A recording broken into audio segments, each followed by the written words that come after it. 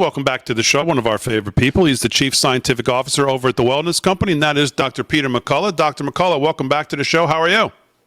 Thank you. It's always a pleasure to have you on. Interesting day to have you on. Ivermectin back in the news, and of course it's something we've talked about a lot here. Obviously, a lot of people have become very familiar with ivermectin, obviously through COVID. And obviously you've been on the show and talked about it as far as parasite cleanses. And now promise with cancer treatment is out there. And yesterday, I believe it was, the First Lady of Florida, Casey DeSantis, Ron DeSantis' wife, said that she made an announcement of a $60 million cancer innovation fund. And she says in a part, will support research into the benefits of repurposing genetics like ivermectin to fight cancer. And we understand that ivermectin cream is now also being talked about to be using in a variety of skin problems. Talk to us about all of this. This should happen. We went through a pandemic. It's almost like going through a space program. There should be spin-offs. And ivermectin was probably the best spin-off of the pandemic. Very useful drug.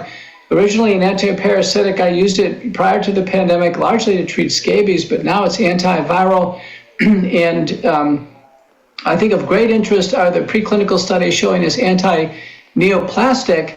And recently announced UCLA and Cedars-Sinai in LA are launching a big cancer clinical trial of ivermectin in a variety of solid organ cancers. So ivermectin mebendazole is offered by the Wellness Company. It's certainly fine to use it off-label. We're studying the use, by the way, when people sign up, but people are adding this to their cancer chemotherapy regimens right now and to radiation therapy and other treatment because, somebody has cancer, who wants to wait when the drugs are this safe and this available?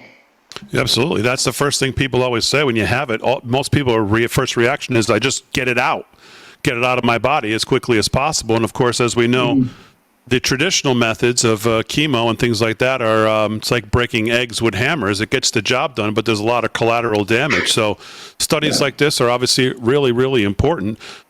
Specifically to the cream application, are there any side effects to something like that? No, unless there's some hypersensitivity to it itself. Actually, I prescribed it today for a patient. There's a whole variety of spike protein or post-vaccine or post-COVID syndromes now, cutaneous syndromes where the spike protein may play a role. It's previously on the market called Soolantra, topical ivermectin 0.5 and then 1% cream. But it is FDA approved to treat acne. And I think a lot of people who have that kind of deeper pitting acne are looking for some solutions. And Wellness Company now offers topical ivermectin. And so here we go again. One of the safest drugs known to mankind is having multiple applications. We're speaking with Dr. Peter McCullough, who's the Chief Scientific Officer at the Wellness Company. You can go to twc.health/voice, twc.health/voice to pick up one of their prescription kits with ivermectin.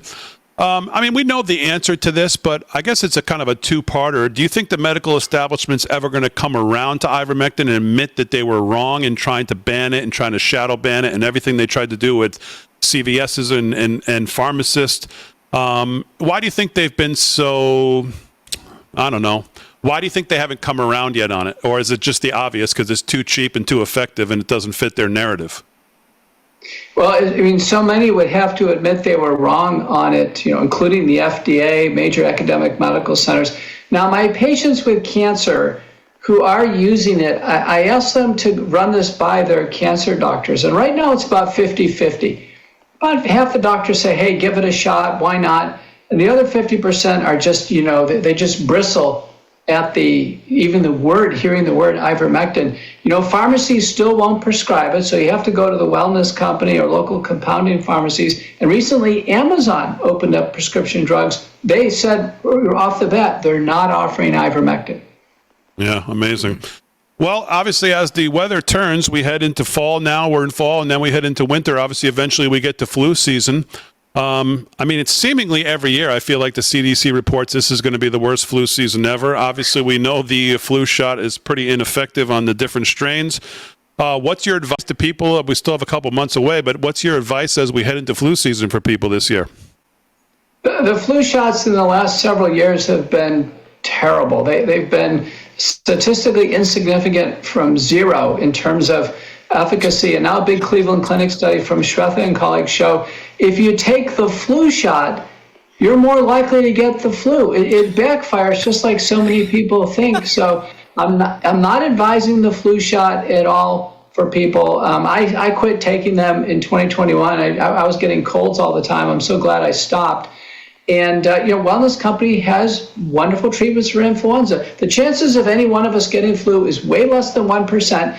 You just have to be ready with one of the black emergency medical kits and start treatment on day one. You'll do fine.